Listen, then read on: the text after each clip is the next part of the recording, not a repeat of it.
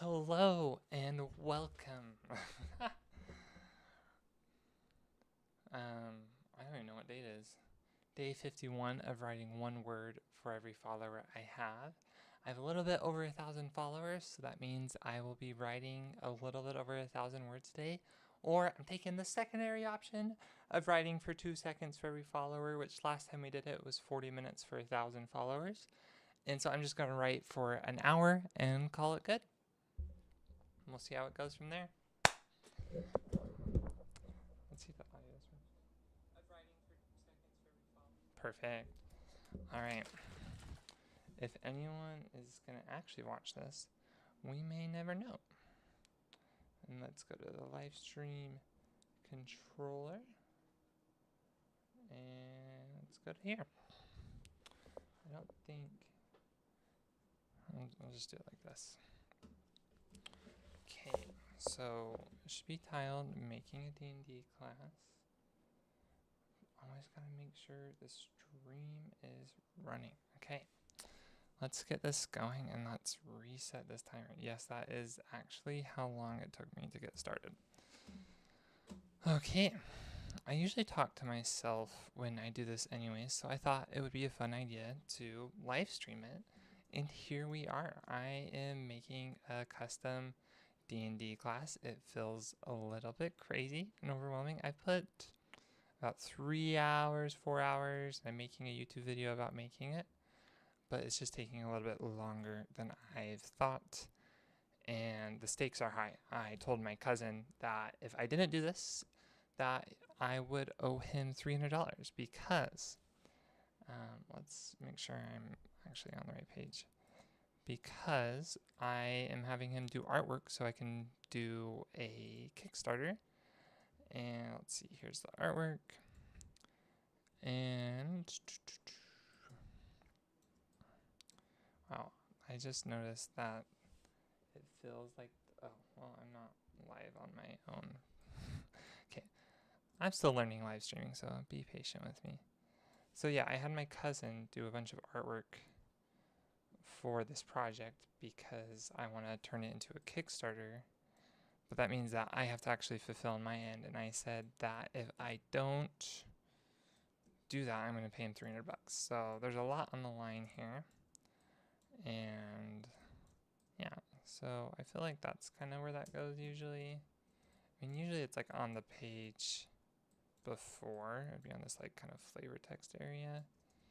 So it looks like usually one side of the image. So we can move this over here. We can put this over here. And this is just kind of like a rough draft.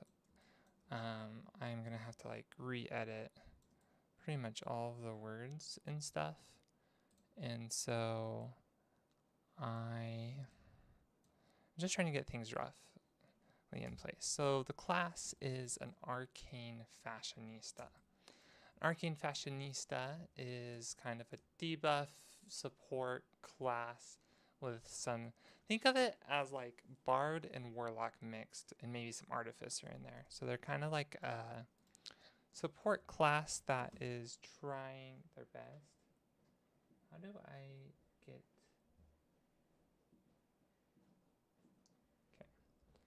Okay. I'm trying to think of how do I get...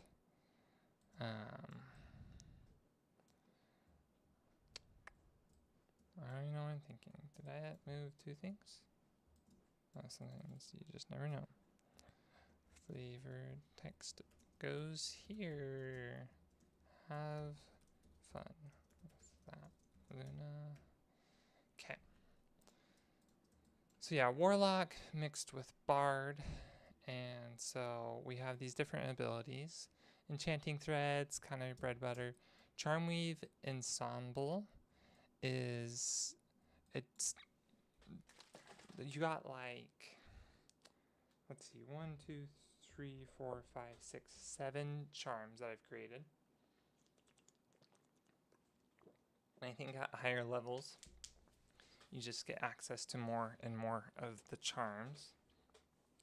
And how it works is you sew these charms onto your clothes, and this is how many charms you can have sewn on. and they kind of are like dingy little spells. Each charm basically is like a level 1 spell. Even if you're level 20, it will act like a level 20 spell, but more like Eldritch Blast at level 20, so you'll get more damage dice and things. So it does scale. All the spells and charms do scale with you slightly, but not enough to like be better than just using Fireball, if that makes sense. And so the idea is you have these 7 charms, and yes, they give you some versatility as far as like some damage and some other options of like support, debuff, those things. They all do different things. And once you, I don't know, once you finish, depending on your charms, sorry, I am losing it. Once you, live streaming is weird. I don't know how many people are watching this, if any, or will watch it in the future, but it is way different than recording, and it's kind of fun, but I hope eventually we get some chatters or something. Okay, the stream current bitrate is lower than the recommended bitrate, so let me see if I can up the bitrate real quick of the stream. If you're watching this post, skip ahead 5 minutes.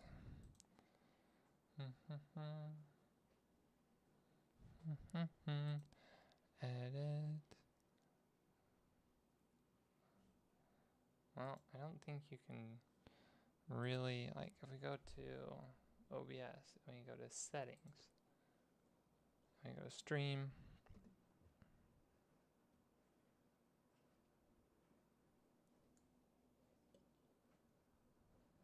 I don't have to like restart the stream and restop it. That would not be fun. Okay, streaming video outrate is, what is the recommended bitrate?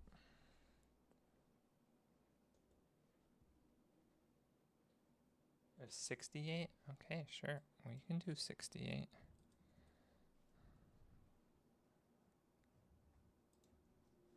Okay. The quality of the stream has just about quadrupled.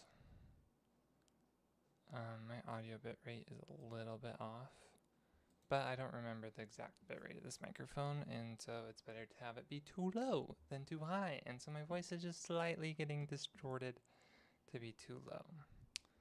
I told everyone to skip ahead 5 minutes, but it took me a lot less than 5 minutes. So at 10 minutes, I'll just try to remember to say something like, oh, I'm back. Okay. It only took me 1 minute, and wait, let's see if that actually stuck. Yeah, skipping ahead 5 minutes is fine. Sometimes you think you do something, and then you don't. And then you don't. Output. Yeah, I changed the video output to the correct amount. I wonder if I need to, like, restart the stream somehow. Or we can refresh that, and let's see how that goes. Waiting.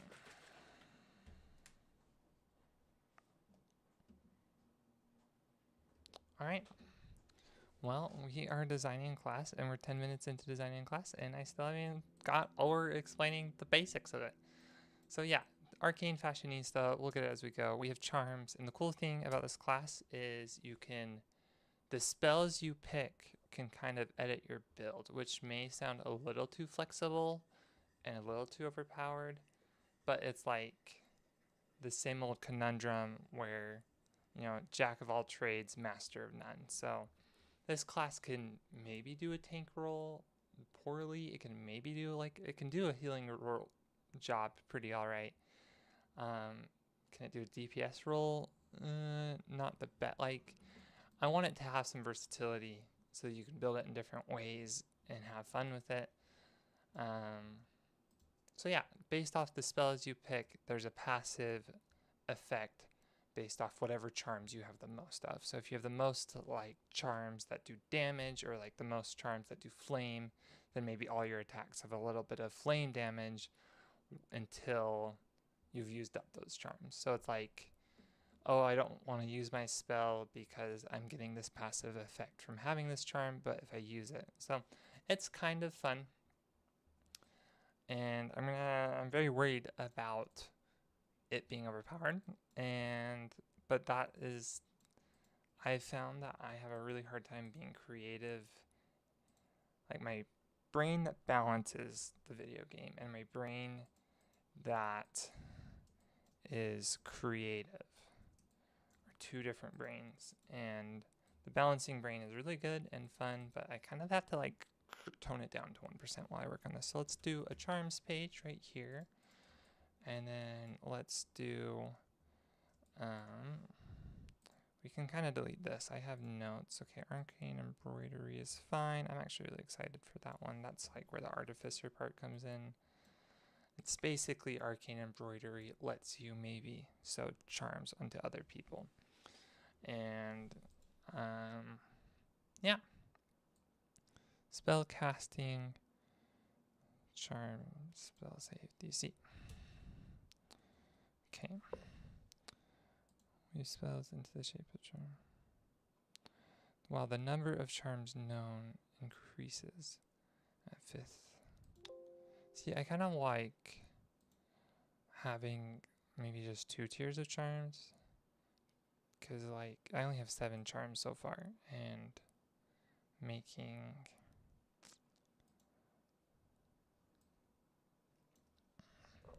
like this is the spell.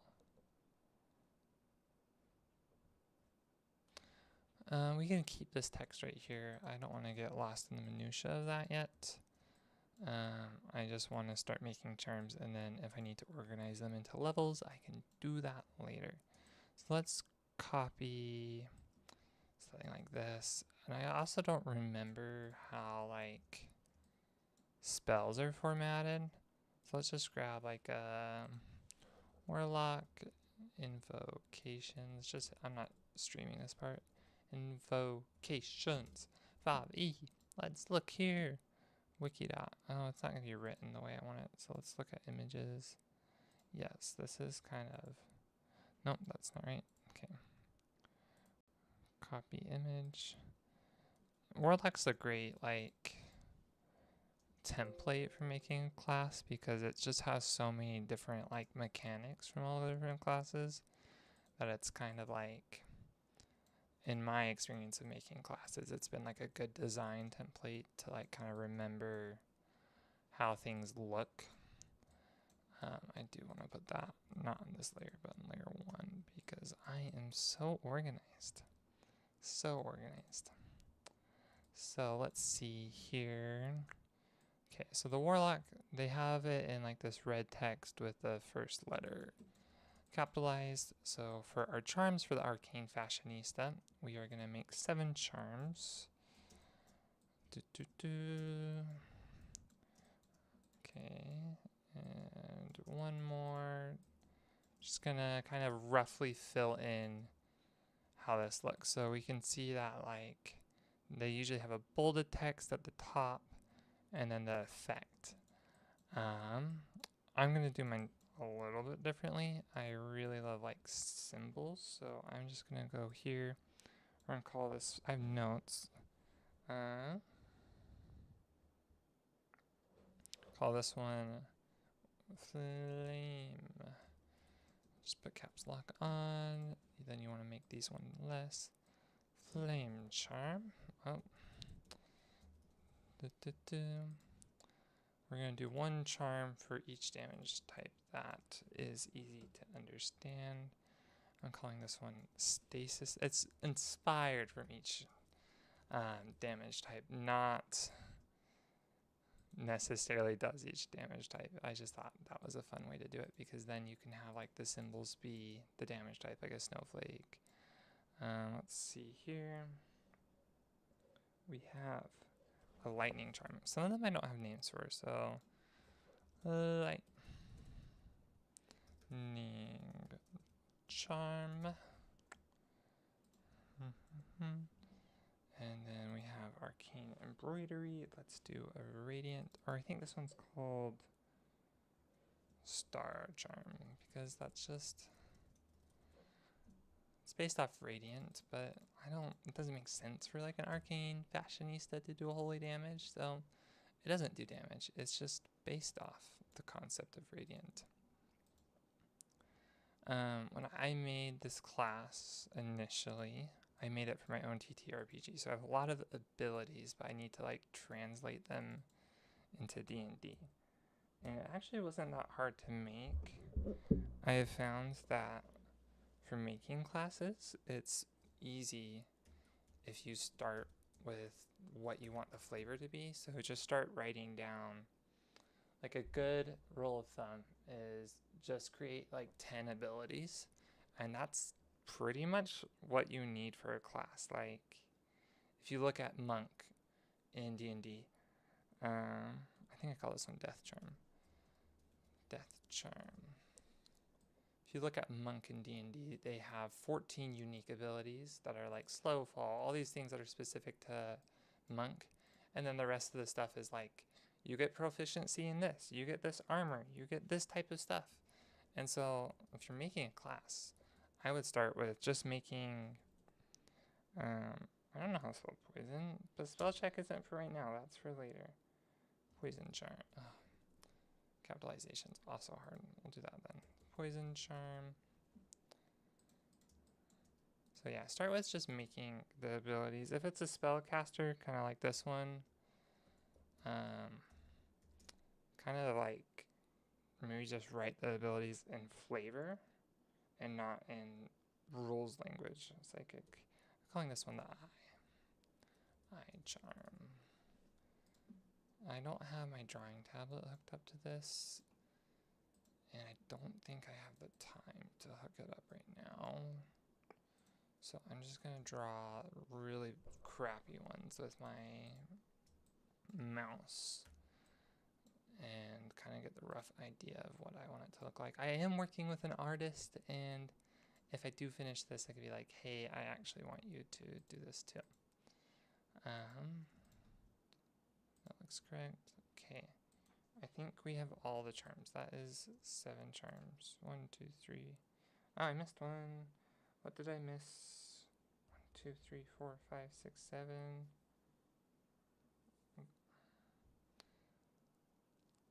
Death charm. Poison charm. Psychic. Star. Oh, I deleted lightning, didn't I? That must have been very frustrating to watch. I apologize. Lightning charm. Oh. I only got 4 hours of sleep last night, and sleep is really necessary for creativity, so don't underestimate the power of sleep, is what I would say. Okay, we have lightning charm. Let's just put that one in 3rd, and then let's put all of these down. Cool thing about this program I'm using, Illustrator, you can go like this, highlight all of it, and then you can do, let's align all of them left. Where's the distribute button? Yeah, vertical distribute center. So now they're all evenly spaced, and I didn't think that was enough spacing, so let's just put that one down there, and then we can kind of just do the same thing again. Boom.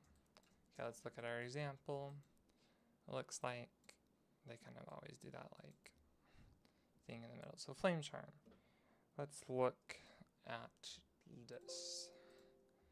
So let's draw a really crappy symbol for it. And I would love if these symbols just had an ounce of color. I think it would be so cute. Like, you definitely want to be inspired by the original, but at the same time, you gotta make something that's like a little bit better than, or a little bit more you. You gotta put you into whatever you make. You gotta add your own creative flair to whatever you do. Oh, that is some lovely fire, if I say so myself. You can add like a little bit of that. Yes, I'm drawing with a mouse. I know, I'm very skilled. Fun fact, I actually teach digital animation and digital media. What do I teach? I teach a digital media course for homeschoolers. It is not online, it is in person. and it is because I have a huge background in film and video, and so I can get pretty much started on anything. Like, as long as it's a beginner course that is high school level or lower, I can stumble my way through it. That doesn't mean that some of the artists or animators are going to be more skilled than me, though. It does mean a lot of the artists and animators are going to be more skilled than me. Okay, so that's the flame charm. Let's do the stasis charm. This one, I'm really bad at remembering how snowflakes look. So we're just going to do like a really crappy snowflake. It's got 5. Okay, we're just going to go. You know what? I feel like a snowflake is like a star. I can draw stars pretty well, but let's draw one. Okay, let's just draw it like a pizza. Yeah, that looks like a snowflake. It's like a weird little mini star, and then you can add these things on it.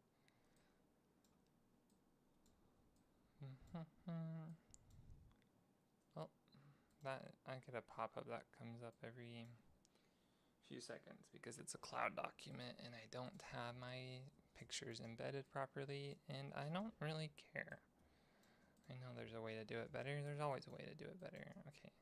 See, that's kind of the size I was thinking for these, is to like really not make them too obnoxiously big. Lightning, again, easy. We're gonna go to like a whitish blue. We're gonna, yeah, sorry, none of the pop-ups show. I don't really know how to do that with recording. I mean, I could do like a application. I need to update my OBS. It is a certain version that I probably shouldn't share what version it's at. So I'm thinking like Pikachu's. Oh, I went too far. It's okay. We can just change the color in a second here. So Pikachu's tail is like the only reference I have for a lightning bolt in my brain, and like it's so stereotypical that there's a piece of me that like doesn't want to do it. But right now it's not time. Like, you can get a little bit lost in the details, and I'm probably already doing that too much. I'm not going to use the star tool in case you thought I was. I prefer to draw it. It's just more fun. Sometimes creativity is about just having a little bit of fun. Star, star, star, star, star, star. You know, I don't feel too bad about that. Yeah, that's a pretty good star.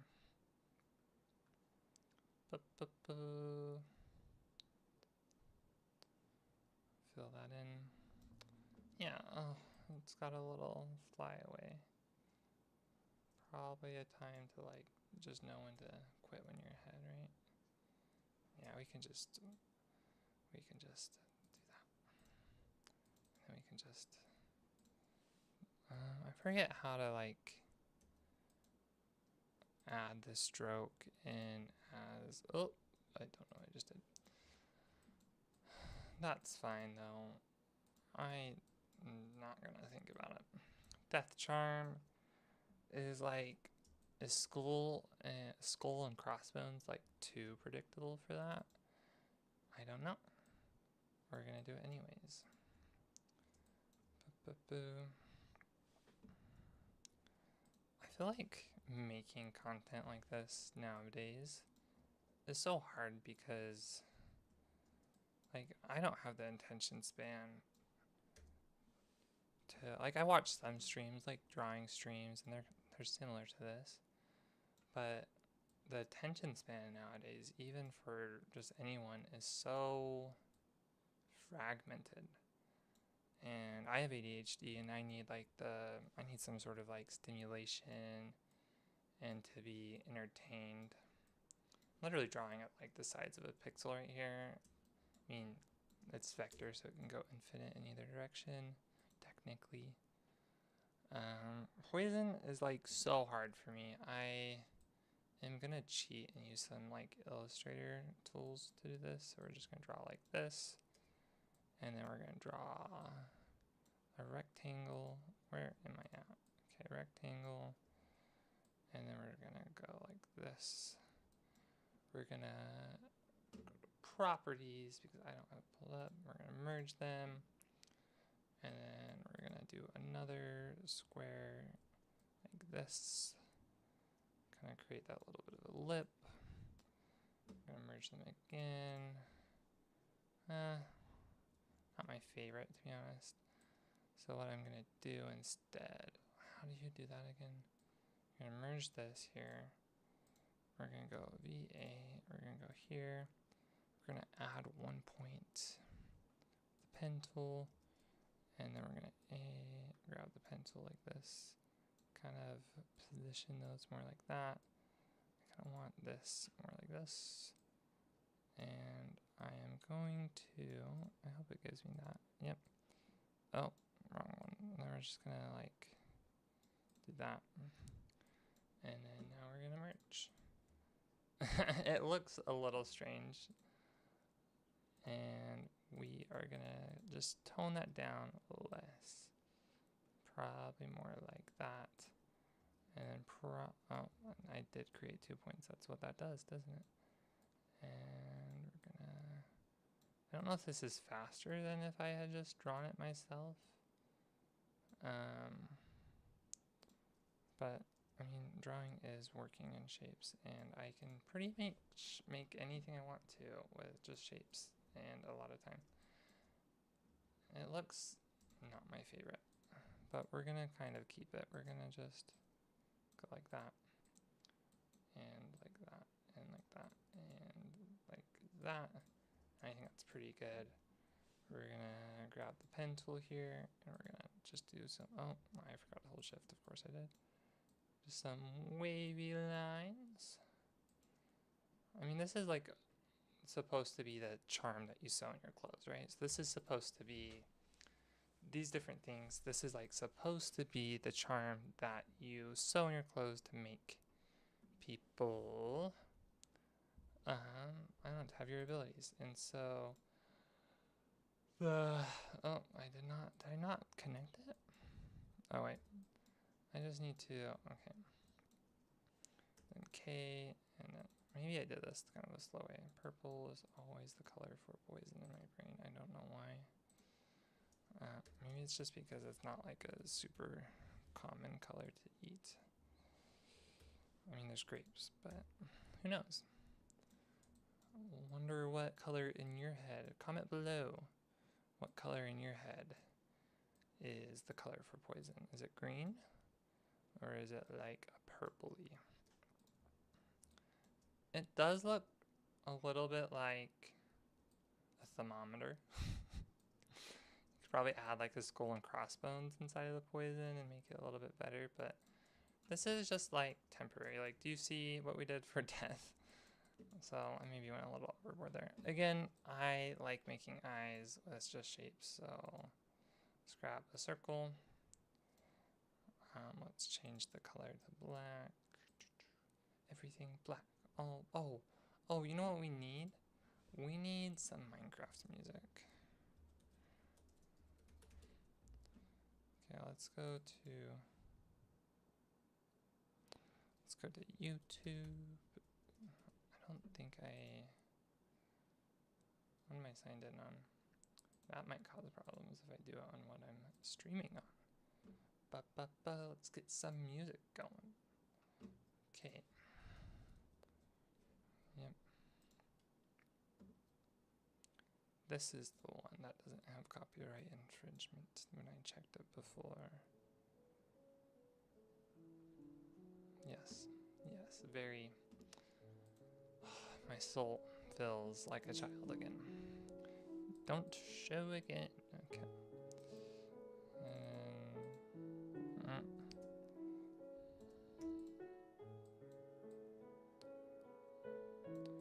of think it would be funny if the eye went above the thing.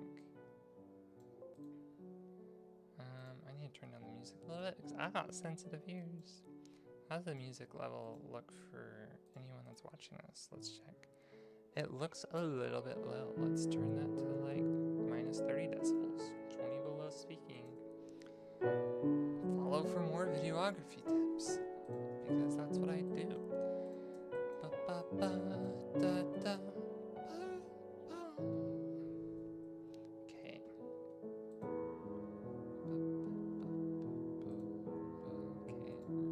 Oh, wait. That not work. Do I need to divide maybe? I mean, we can just group it, right? We don't need to like actually. It would be so cool to do like the whole, like, I guess I do want to do a rough sketch of it just because that's like what's fun.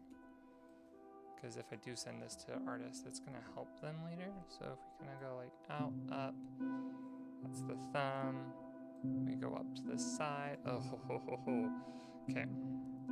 Tricky hands are so up, out. I'm looking at my hand, by the way.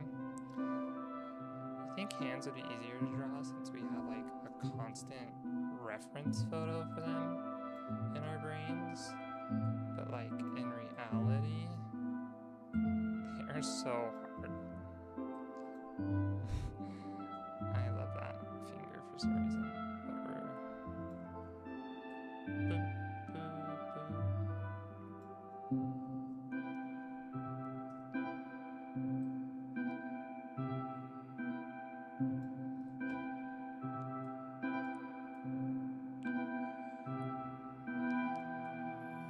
Takes all my focus to draw a hand. Where did I learn how to draw hands so good? Oh, that's a great question. I have drawn hands so good my whole life. Wait a second. There we go. That looks kind of like a hand. Yep. I'm not too shabby in my opinion. Now, let AI try to do better than that. Oh, let it try. You can try for 100 years and you'll still not draw a hand that good, AI. 100 years, I tell you.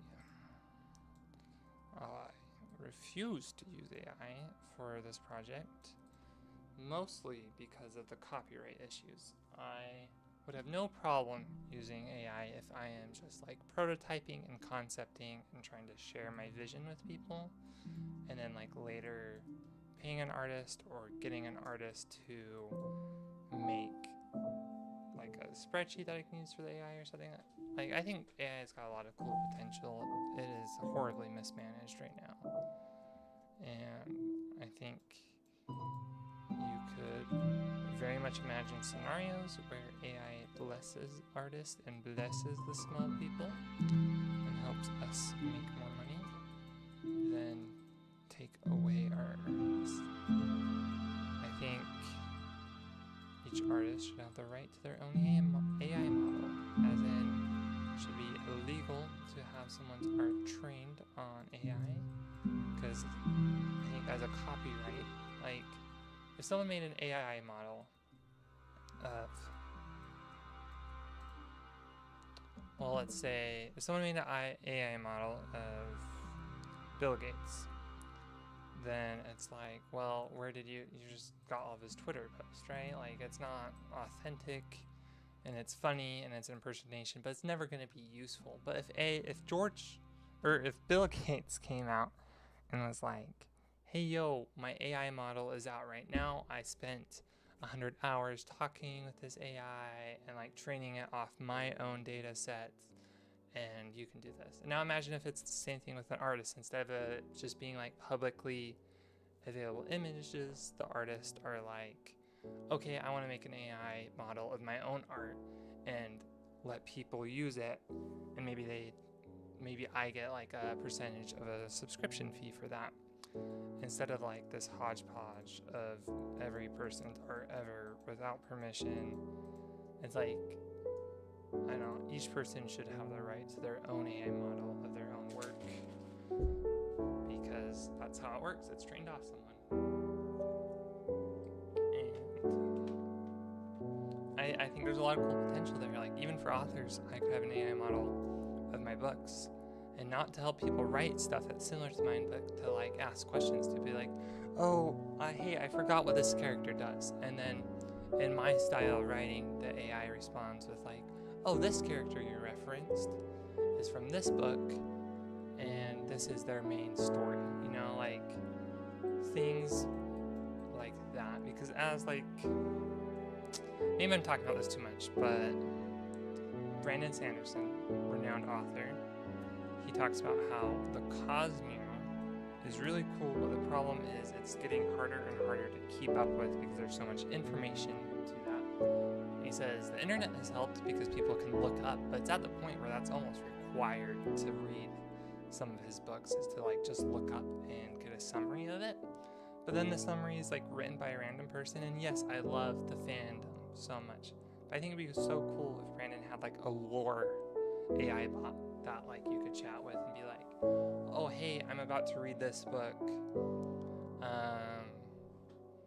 Is there any stumbling blocks I need to know? Like, should I run? What should I do if I am reading this book? Should I know anything? Is there any other books that I should read? What characters show up in it? And it's like, yes, the author could write that, but then like readers just have so much individual questions. And yeah, the lore, the AI spit out wouldn't be like canon. But anyways, that's imagination land, and it would be really cool. And I think someone has to make it first. Someone has to make it first. And I will give that idea up for free because I have millions of ideas and I can't do them all. But someone needs to make a system for artists and authors to train and monetize their own AI bots. Because I do believe the training would go smoother if the artist and author were on board. And then you kind of could, like, I don't know, on your Patreon or something, have access to it and like set a link. Patreon in the description. Well, that's not in the description. I do have a Patreon. That has 0 members, but that's fine. Anyways, that's what I think. I think that'd be so cool. If you're curious, my background is mostly in fantasy writing and film, and I like to do art, and I learn things when I can with art. So I love storytelling, I write books, and I will always do that. And even if I'm never successful, I get so much joy out of writing that I will do that until the day I die. Okay. I need to look at these spells real quick. I know that I haven't made progress in a second. When you would be hit with an attack, you learn a spell of your choice from any classes. See, like, I'm trying to see how much flavor they put into these and how much rules, because like I personally really like writing spells in first person, so it's like instead of like you like Fireball's a great example. It's like it gives like a small visual description in one sentence, and then it kind of goes. So you could say charm in the shape of a flame burns. Flame provides soft. I'm just gonna do flavor text at the top. That's just my thing, I guess. Provides warmth. That feels so still. The charm in the shape of a flame is warm to the touch. I just love using the word burned for spells, and it is kind of a bad habit because I have a system that burns things, but that's not like all systems. And the magic. So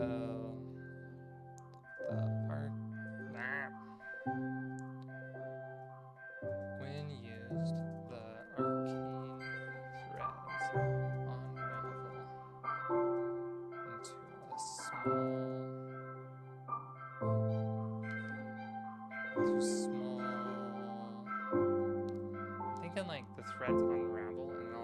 it's turning to fire, and then unravel and weave into the fire strike. Make a spell attack roll. I don't remember the official language, but that's the type of stuff that will be easy to copy and paste in later. Oh, my brain is, it's so hard. Like, I can write on camera when I'm not live streaming, but live streaming, it's like, someone's watching over my shoulder. It's so hard to write. Okay, where's like a spell? Oh, those are invocations. They're not going to do it. So let's just, do I have a D&D book by me? I did a few days ago. Yeah, well, that's fine.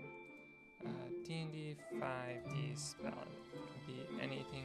I just need to remember the verbiage of how spells are written. So let's look. Acid Splash. Or you can even just screenshot this real quick. So Acid Splash, you hurl a bubble of acid. So yeah, see, they do have like one line of action text, is what I'm gonna call it. And it's very impressive to do one line. I'll do the same thing. Choose one creature within range, or choose two. Target. Okay, so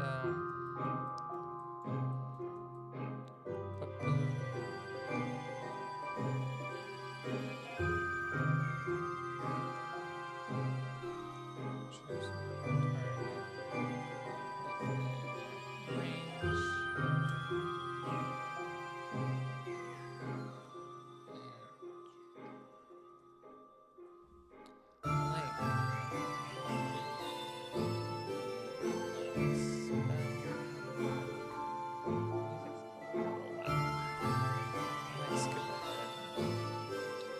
Not a bad song.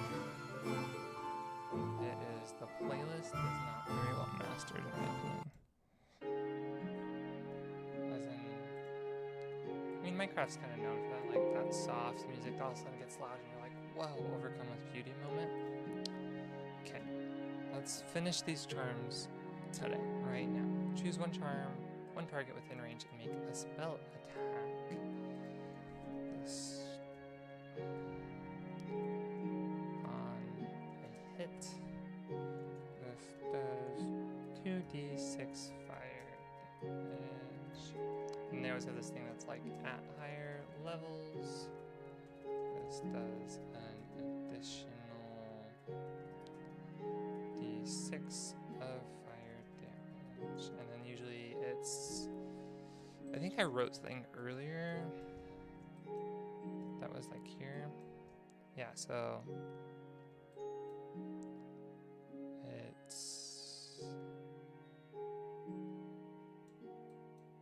it's at like 5th, 11th, so we can do the 5th, 10th, and 15th just fine. We have to probably tone it down though to 1d6, which is a little bit sad. I mean, like, if it's 1d6, I think 2d6 is right. Let's see, because like at level 5 you have 3 charms, which means you get 3 attacks that do 3d6. And at level 5 you have access to 3rd level spells. And because these are kind of like the spells, yeah, I feel like that's still worse than just normal spell casting.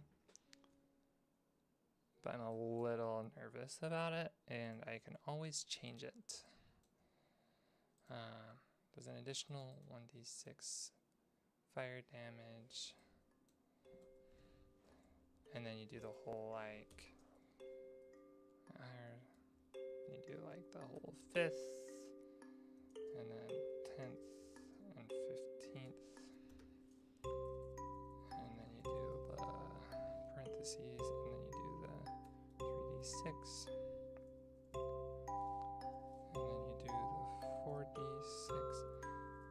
Okay, at 15th level, doing 5d6 with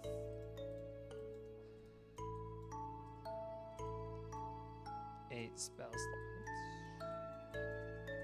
Sounds about right. Like this might be, it's on the line, and I'm gonna worry about balancing later. So it's more about just getting like the relationship to each other balanced first, and then you can just tone everything down by like a d6, or if an effect's too strong. It's pretty easy to balance in my opinion. It's hard to find where to balance, but I think it's pretty easy to make the changes. Once this goes live, I will rebalance it and come up with patches for a little bit. Okay, so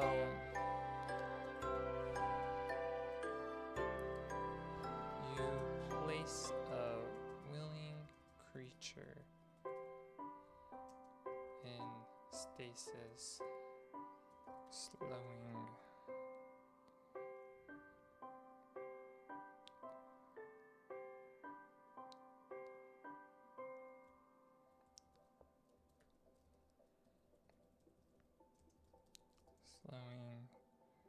the effects of stasis, potentially sustaining. I'll just say stasis, that's fine. In a frosty stasis.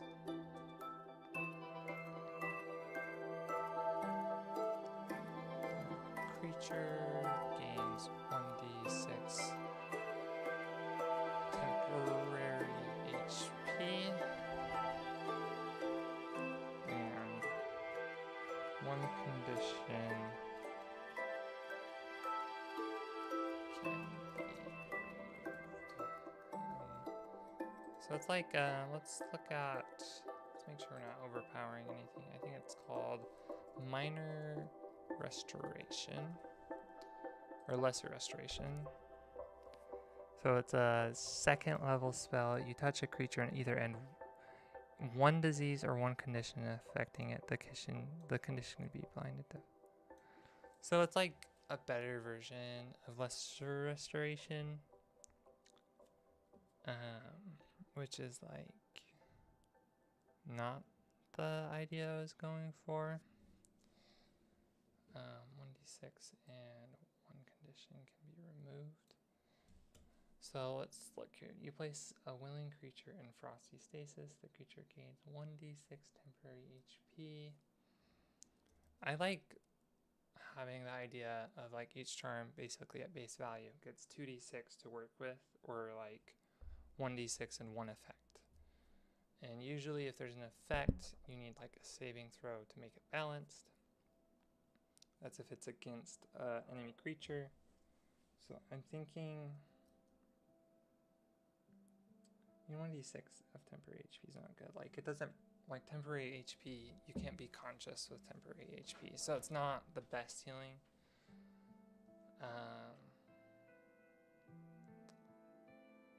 But I also feel like healing is so underpowered and overpowered in D&D. It's like underpowered in the sense that it's always optimal to wait for someone to go down to heal them. And that's just too big of an issue to fix in a class. And so I think that we can just make it kind of interesting by doing, like, what is the point of...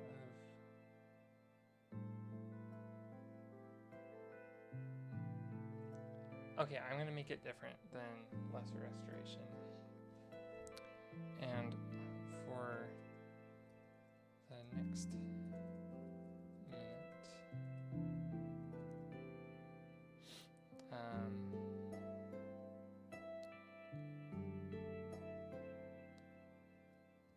disease or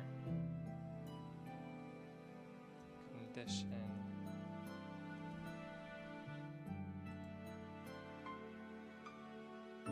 like having immunity to conditions is another thing, right? Conditions.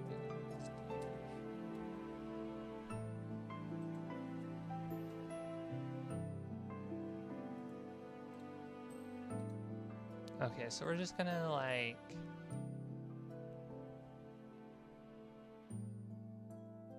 okay, let's just look at the list of conditions and like pick a couple that you can't have, because that's more D&D. You can't just be like immune to all conditions. Okay. Hello? Okay, so there's blinded, deafened, charmed, grappled, incapacitated, invisible. So we definitely want paralyzed seems correct here. So let's put, and for the next minute, are immune to lesser diseases and conditions. It's like semi-useful, semi-not, because it doesn't heal a condition. Which makes sense. If you're putting something in stasis, if it has the condition, it is... I do want to look back at lesser restoration and see how they balanced it. Because this is kind of like a spin-off of that.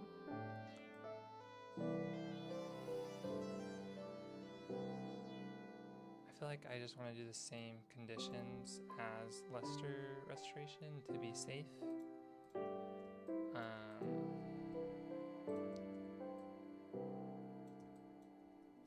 So the condition may be condition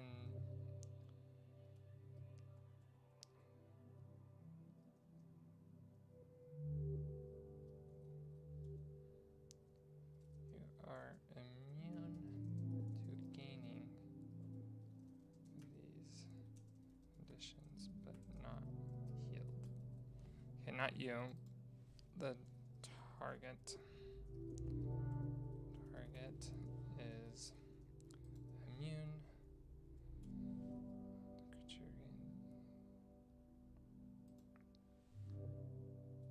Of the following conditions, but is not healed. Let's do definitely paralyzed, poisoned, blinded. Okay, they don't need to be capitalized. Just the first one. Paralyzed, poisoned, blinded, stunned. Not stunned, that would be OP, I think. And deafened.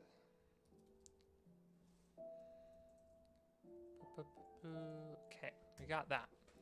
The Arcane Fashionista class is really coming together.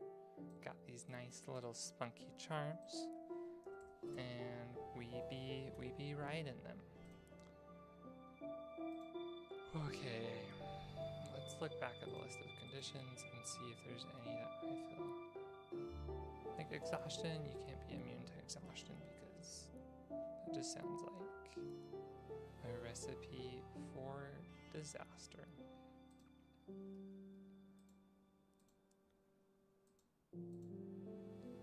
I always want to put a note into the DM and be like, or a spell of this or higher, like you could roll if it's a spell. I feel like that is kind of fine right now. We've done 2 out of 7 charms, and I still want to write passive effects for each charm. So, I am going to finish that in this video. I think it might take a while. Like, I think it might take a good amount of time. That's okay. You are welcome to work on your own projects alongside me and just chill. I would love to hear your projects in the comment section below if there are people that actually watch this, which I don't really get views on live streams, but it's kind of something I want to learn how to do, and that's kind of how I view my YouTube channel. It's like opportunities to learn skills. I know I spaced these out all fancy earlier. It seems like I'm working against myself, and you would be correct. But I do want to have space for just kind of easier to see visually. This one is easy. It's just, we can literally just like copy, paste this. I mean, we can make some subtle changes later, but like we can go here, the charm into the shape of a lightning. Oh wait, in the shape of a lightning bolt.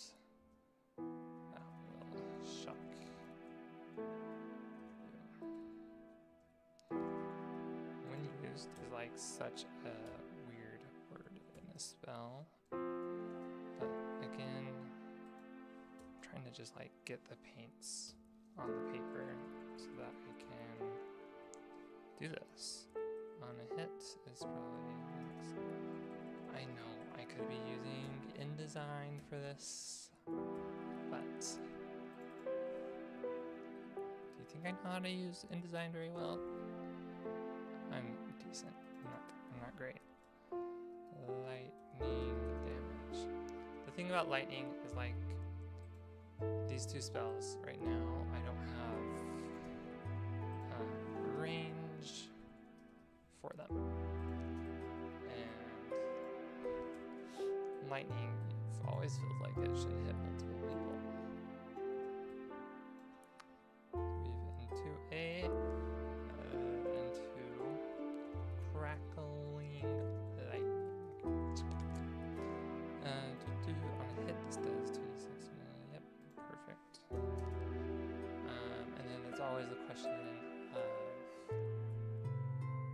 like, what do I do? Like, I feel like the passive effect for the lightning should be the thing that makes the lightning unique instead of the damage, which is a little weird. Well, I do want it to be a little different than just damage type, so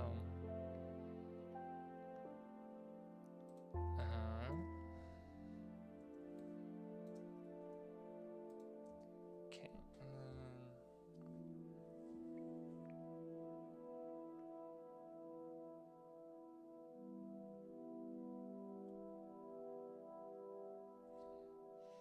This feels a little, if the target creature is touching another creature, the other creature takes half. The amount of this attack. No AC check because the one person already failed the AC. I mean, up to the DM for now. I will figure it out later.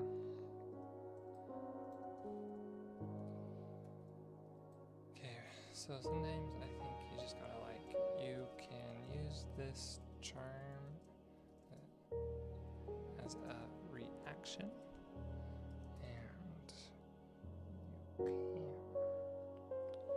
can use this charm as a reaction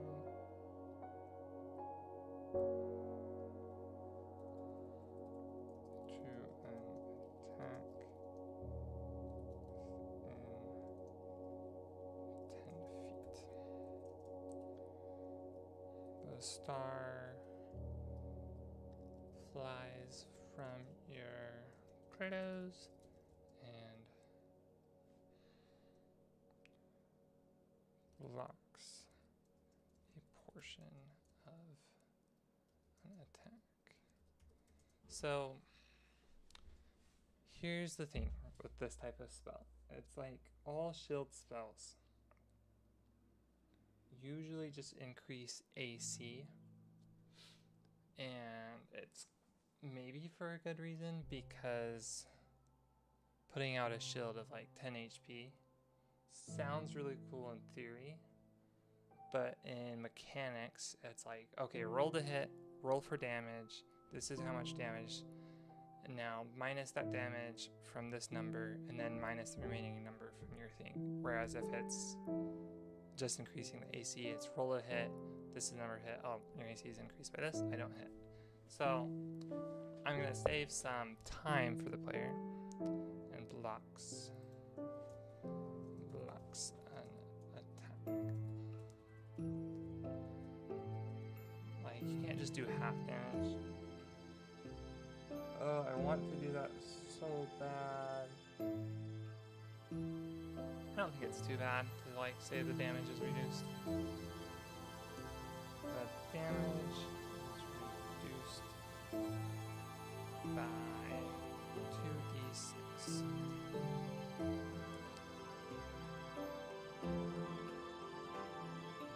Okay, and then this is like where, first off, let's get that back up there. This is like my first little note that like potentially change to AC. Potentially change to just AC. Because usually if something's done, it's done for a reason. But personally, as a player, I feel like I could really well manage something that like, okay, I gotta reduce it by this much. Does it take up too much playtime? I don't know. It might. And if that's the case, I'll change it to AC. 2d6 seems like a lot, but there's usually not that type of consistency. I kind of want to do, we're not doing plus charisma, like that would be too OP because, I don't know, I just decided it would be. I kind of want to do 2d4, like, then the max is 8, and I was thinking 10 would be the average. I'm just gonna say,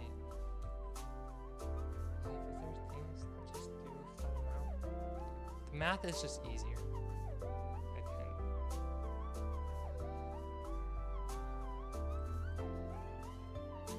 The damage is reduced by 2.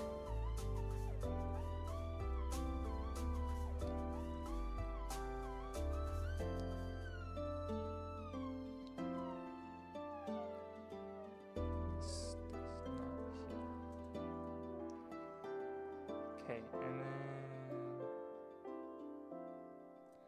I mean, reduced, that's clear enough language to me. If something's reduced by 10, like, you can't do negative damage to a person. Like, if an enemy does negative damage, that would mean they accidentally healed you. It would be cool that, like, if the shield broke, it healed you. But then that's just like, why don't you just make the number for reducing damage higher? Higher levels, like there doesn't need to be a higher levels. This is a pretty good ability at any level, in my opinion.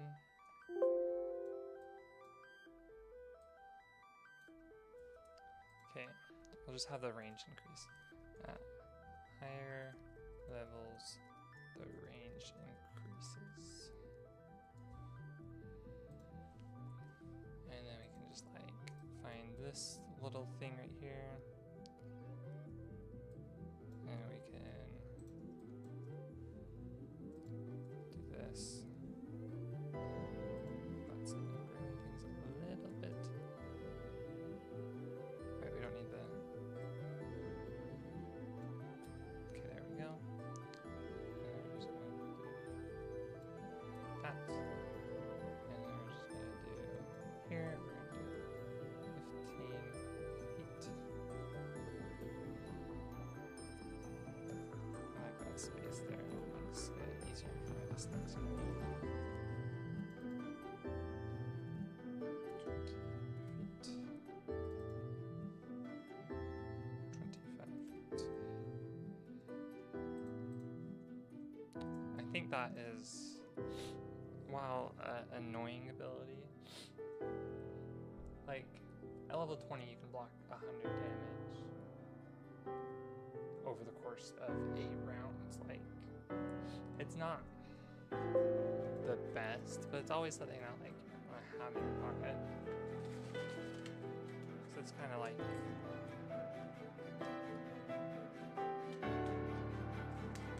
So,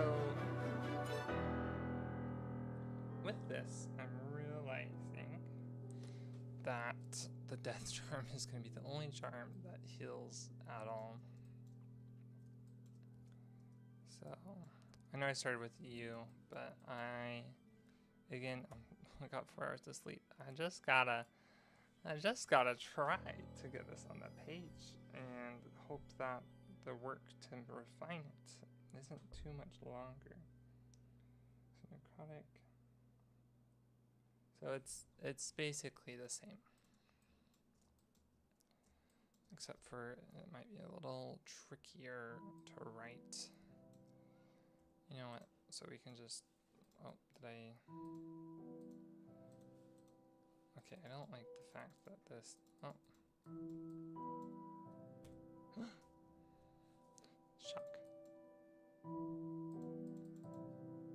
Okay, I don't know why it's like that, and it bugs me, and we're just gonna ignore it. Okay, we kind of want this, and we want this.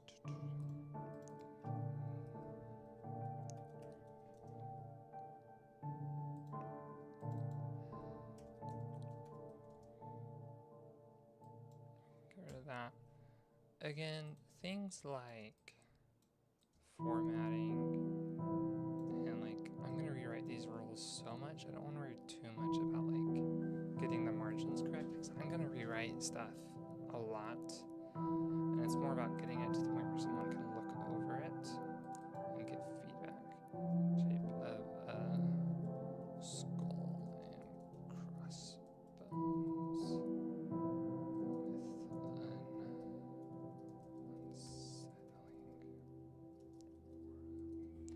like, probably be careful or using the words aura in a D&D world into black,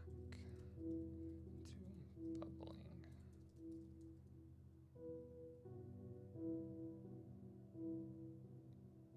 Smoke. So again, we have to like realize that I have words like range in here. And the range is gonna just be, we're gonna put 30 feet at default right now, but I really want the range to be based off something else, but I feel like that's maybe too powerful. Like having this be a lower range kind of balances it out, because you can't just throw out shields across the whole battlefield. You kind of have to be a little bit more in the danger. This does, okay. If the target is an ally, if the target is at 0 HP, the caster, I think U is fine. Like, I think they do use U for this type of stuff. You can choose to heal for half the amount.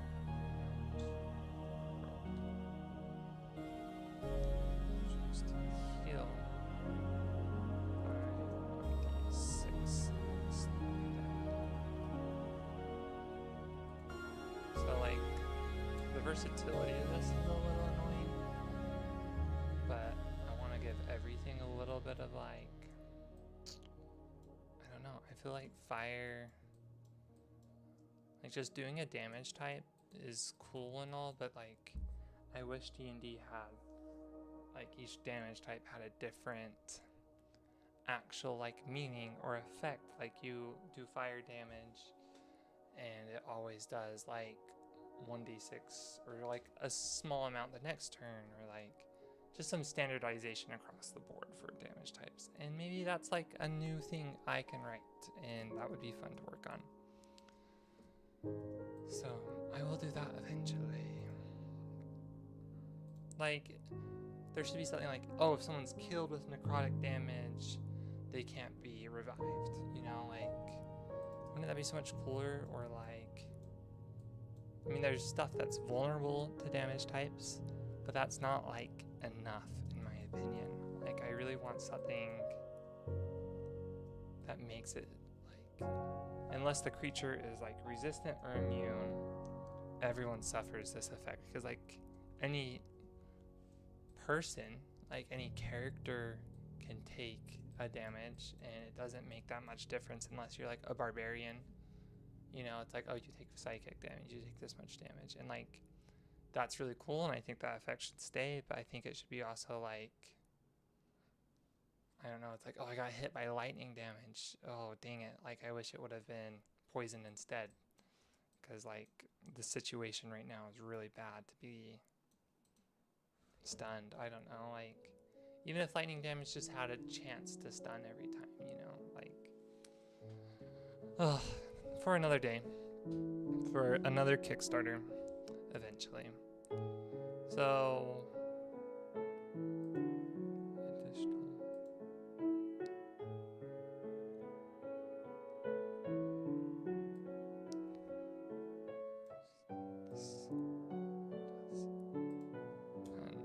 Yeah, it's not the best grammar. Again, I'm gonna grab it right now. I'm gonna grab it right now while I see it, because those, I'd say typos are pretty sneaky. And I think that is going to change slightly. I don't remember if how well it copies D&D language. This does. Now we can kind of just like copy and paste this. And we can do that.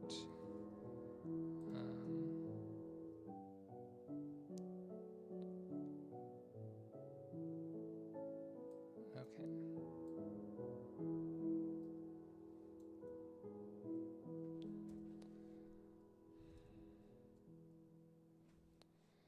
Kind of do that, and then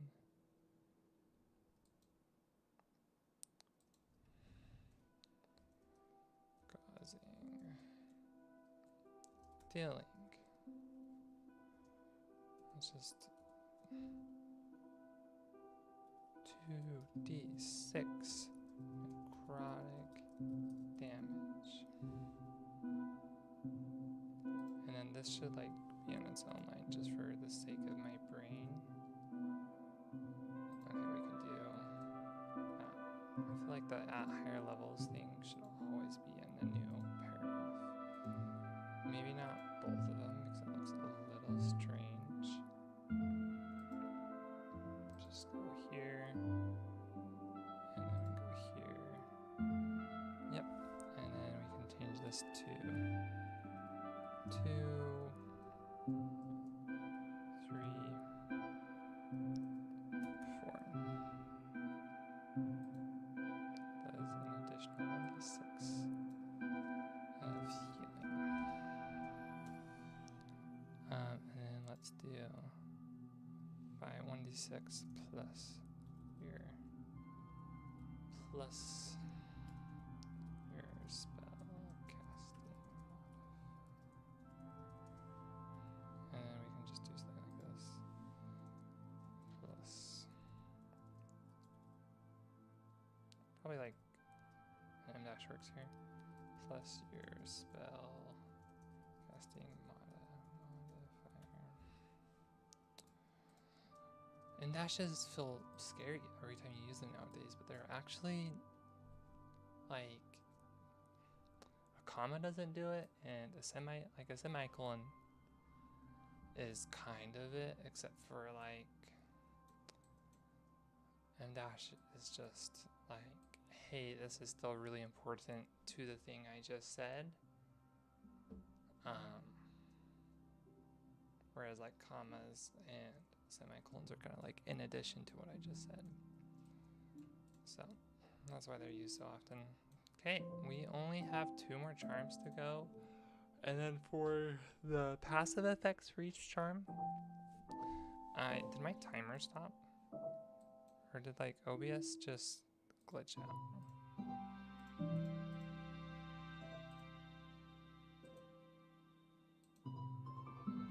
I'm really confused actually.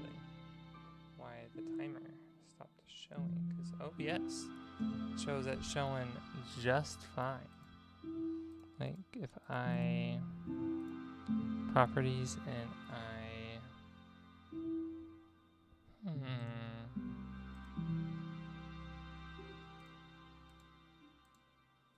oh, it's back. Awesome. I don't know why that went away. I was still going to my screen. And in OBS it showed it, so weird. Okay, star charm. We've got 2 more charms to do. Let's power through. Power through. And then maybe like playing a video game. I don't know. Star charm. Eye charm. What is my eye charm?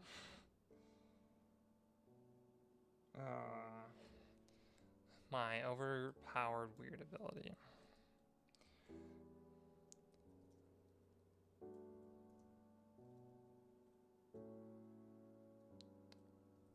Charm always feels like. Again, I'm tired, so I'm not gonna work on flowery language. Always feels like it's watching. When used, the eye floats above the head of a willing creature.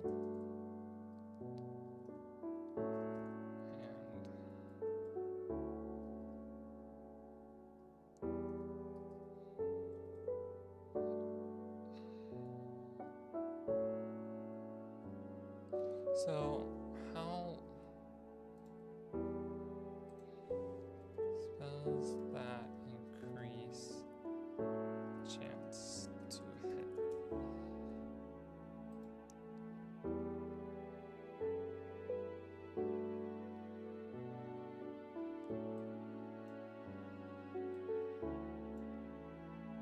So let's look at like guiding bolt.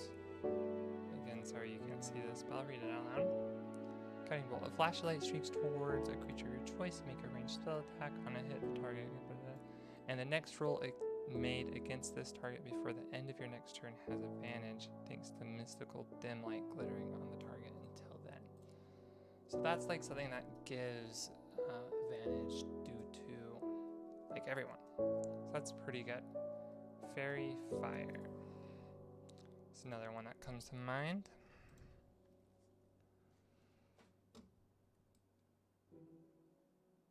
For the duration, creatures affected shed. Any attack rolls on an affected creature has advantage. So, like, Fairy Fire is a level 1 spell.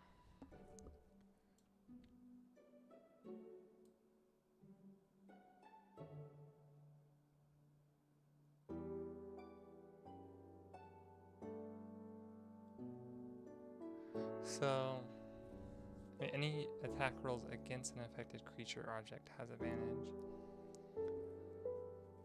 So it's like, I just thought that would be an overpowered spell with Sorcerer plus like careful casting. It wouldn't even take that much. So the idea of using this to give someone +1 to hit for like a minute doesn't seem crazy to me. Like I feel like you could either write it so that it's advantage on their next attack or +1 to hit. It floats above the willing creature, enhancing their perception. The target creature gains +1 to hit.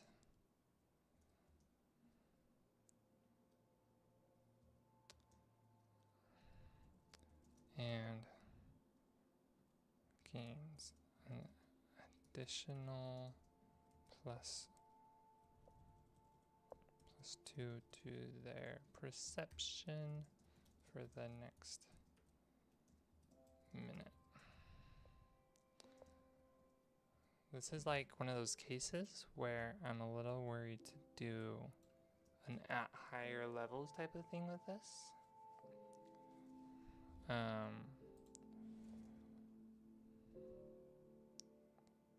this does not stack as like what I want to write, but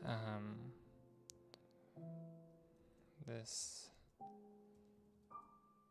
a creature can only be affected by one instance of this charm at a time. Like, come on, I don't think that's too bad. Like, it's like a worse but more consistent bless. So I don't think it's bad. I think a +1 to hit is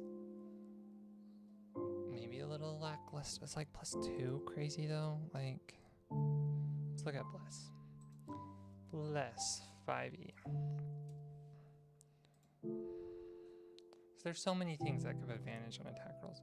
Whenever a target makes an attack roll or saving throw before the spell, the target can add the number rolled. Like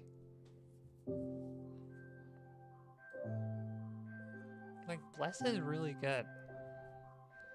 And it's a whole D4 for a minute. For up to 3 creatures. So I think under great hesitation, +1 to hit and damage. It kind of makes it a little bit more unique. Kind of like a lesser bless or a minor magical weapon.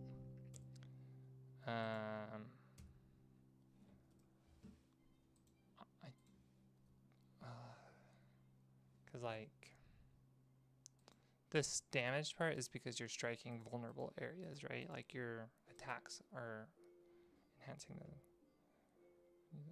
the willing, enhancing their perception and timing of their attacks. Then we're gonna go like this. Probably a little bit more.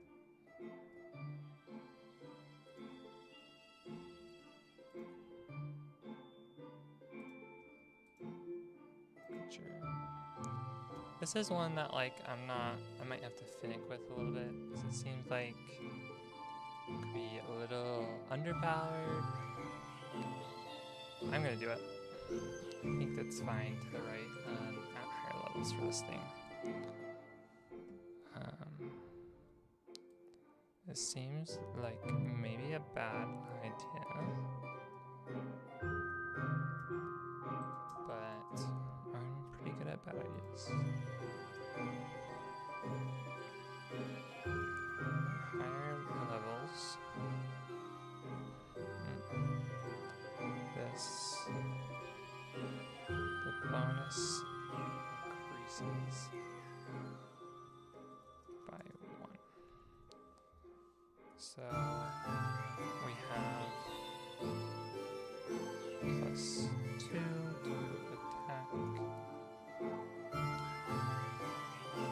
Rolls +3 to perception.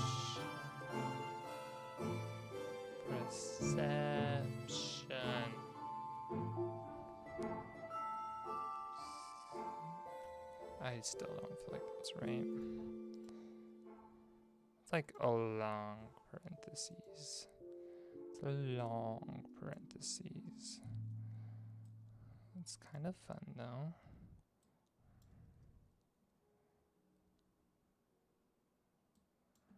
Boom. And this is like +3.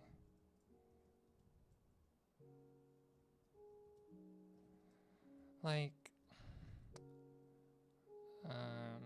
a little worried about one thing is like +4 to damage and attack rolls is really good. Almost good enough that like you would never want to use this. I mean, but at the same time, like bless is a D4 for 1 minute, right? And this is like a level 15 version of bless, like. Because you could roll a d4, but it's also to damage. So like, again,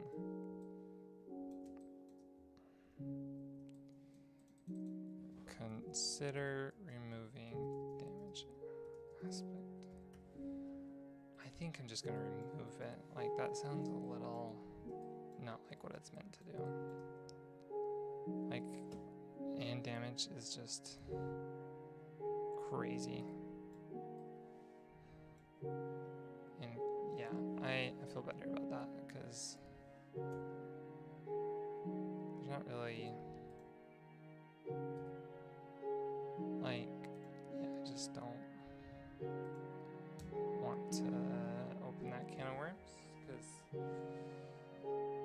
that's just too good to do. Because, like, for instance, you could use this flame charm once and deal 5d6 damage in one turn, or because people have multiple attacks, you could deal, like, I think you get 3 attacks at level 15 as a fighter maybe, and so you're dealing 15 extra damage per turn, no roll.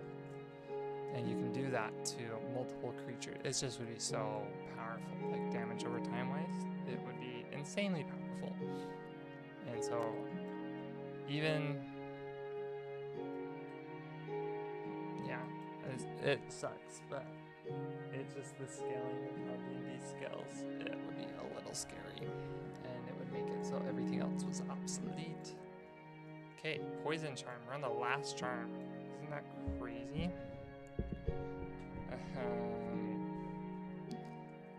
Can you guess? So we have 1, 2, 3 charms that don't do damage and 3 charms that do damage. So it's like a little strange. I feel like I should have 8 charms. Maybe 1 more. Let's just put that. Let's put that right here. Well, actually, let's do that. 1 more non-damage charm. We won't do that today. Okay. Well, we're just gonna do the same old copy paste. And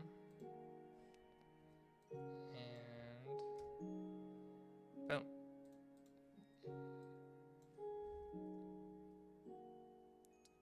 That is icky in the shape of toxic clouds. That is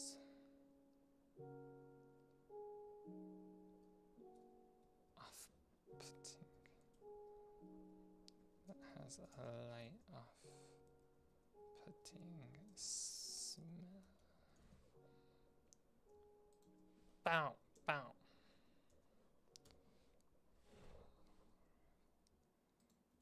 And weave into a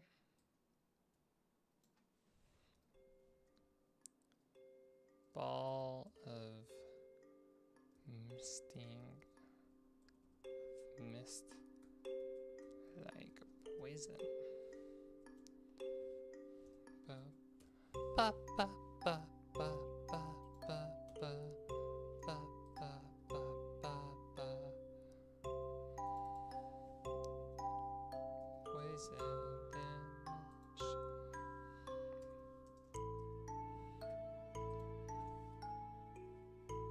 On hit. It should just be the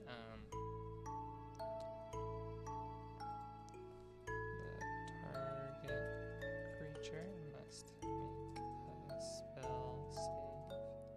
Let's make a Constitution saving throw against your spell save. On failure, the creature is poisoned and takes 2d6 poison damage. On success, they take no damage.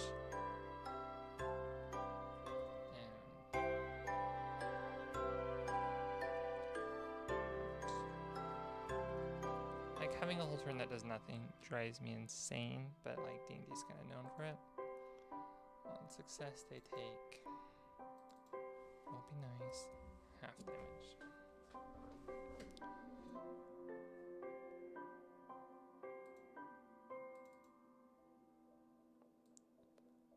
outline there.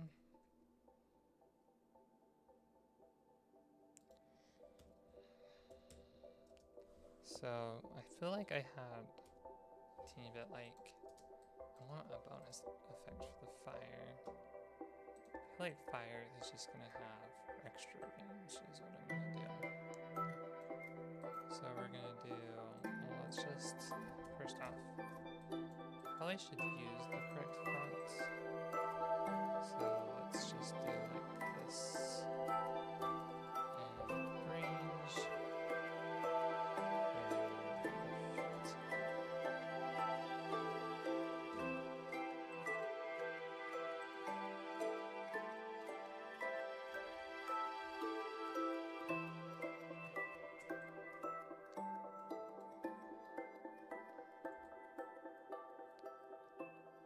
I feel like that's fine. We can kind of do that.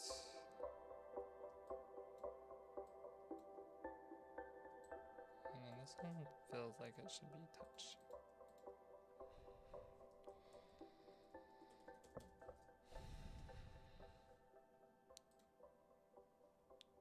I mean, we could increase the temp HP. That doesn't feel too bad. So let's give stasis the same thing I think every spell has of like a level increasing at higher levels. It's an additional this gives 1d6 additional temp HP. 2. Like, you might think temporary HP is really good, except for that, like, once it's gone, it's kind of gone.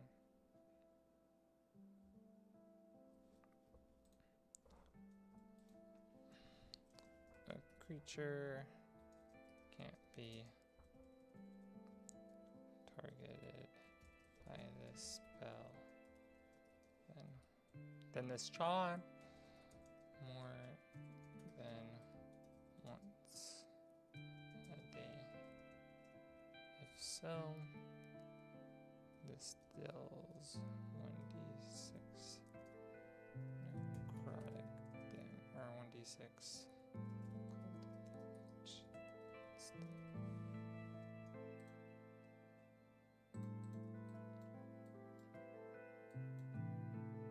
Nice. We're just gonna make the range on this one 60 feet. So that, like, I don't know. It seems like a fair balance thing for now. Fire often has a lot of range. I mean, lightning maybe should have more, but it's lightning. I mean, Tesla coils actually do it. It takes so much energy. Anyways. Okay, I'm really tired, and it's been an hour and a half, which is longer than I wanted this to take. And we are just gonna do one more thing. We are gonna limit ourselves to one sentence per thing of a passive effect that is unique. I have, like, some ideas, but not really ones. Still an extra 1d6 fire damage to all non-spell attacks. Or not 1d6, sorry.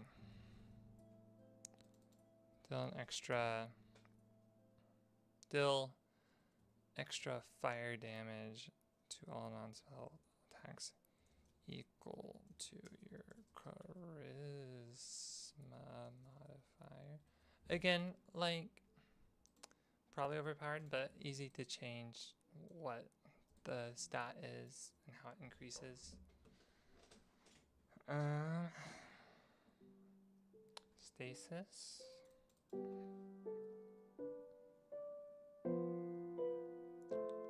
It's like tempting to just give it the same condition.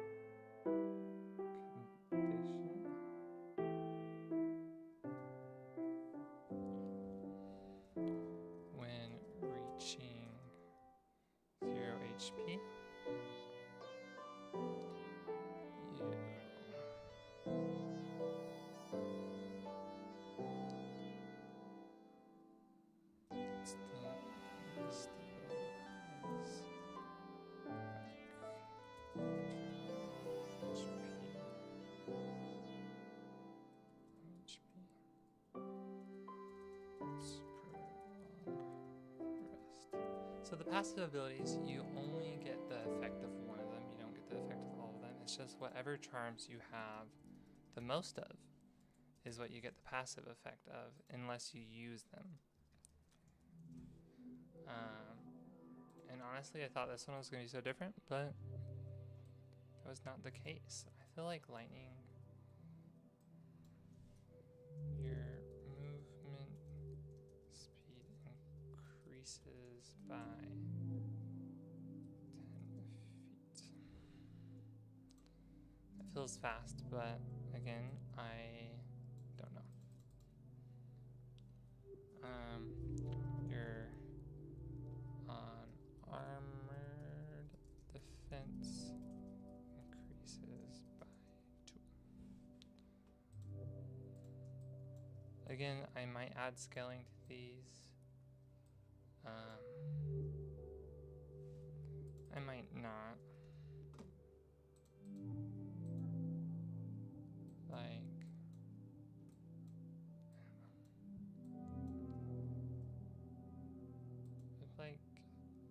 Yeah, I mean, Star Charm's not bad. 2 on armor defense, add some dex in there. We could also, kind of this depends. If they don't get access. I don't really think of being bulky when you think of a fashionista. They're literally the same bulkiness level as a wizard. So let's look up wizard. 5e. Pretty easy. I just need to look up what they get access to as equipment. They get no armor. That is correct. So we don't get any armor either. I think that's fine. Okay.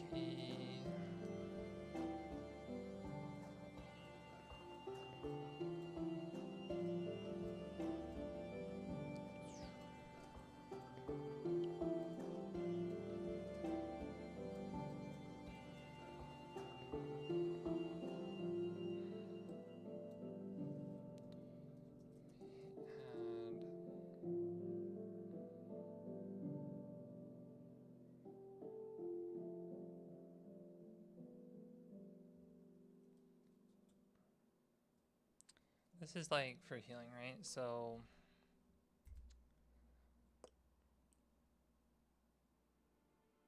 I feel oh, that's an ability though. I wanted to do my Threads of Harmony ability, but that's coming up way later. So ideas for passive effects for Death Charm.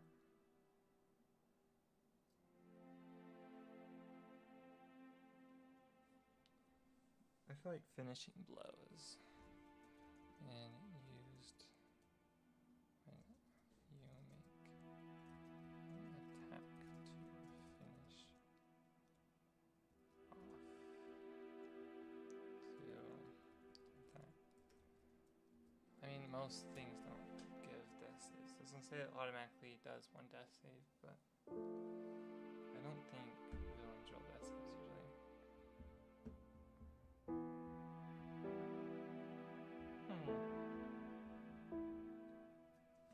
I don't know.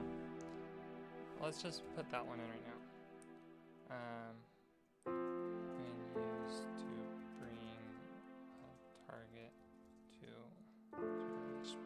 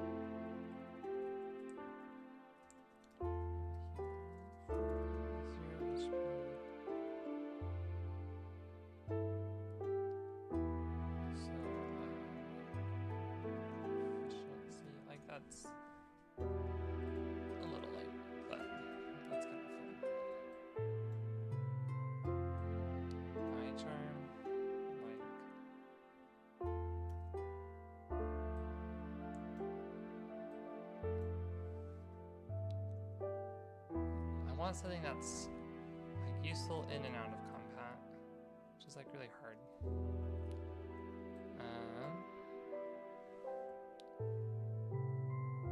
Passive +1 to hit.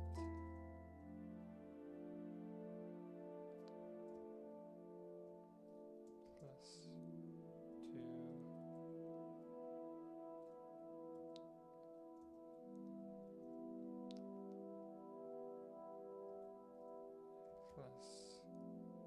+2 to perception. Like that's fine.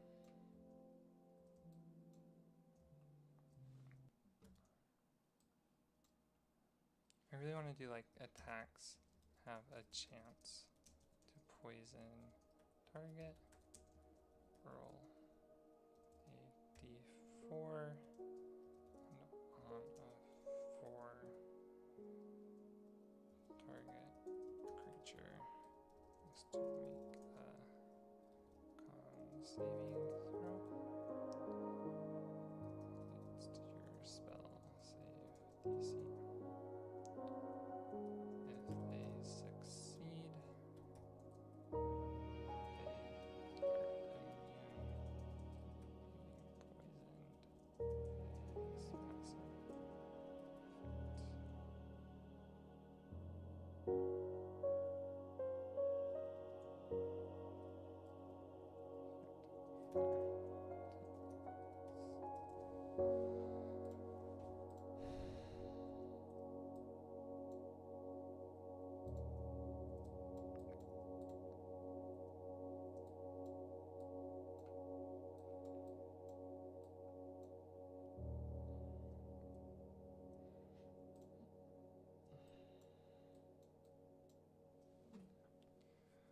Okay, we have, let's do an overview. We made the charms for the Arcane Fashionista class, which is the biggest portion of the class. Like if you think about the 2 subclasses that I am making for this class, each of those kind of have 3 level up abilities that are more like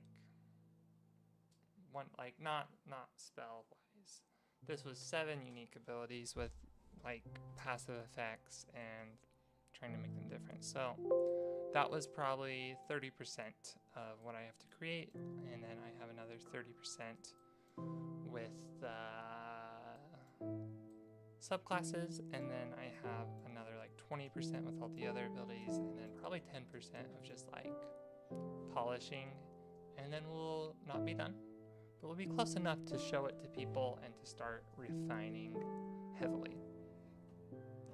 So I kind of want to like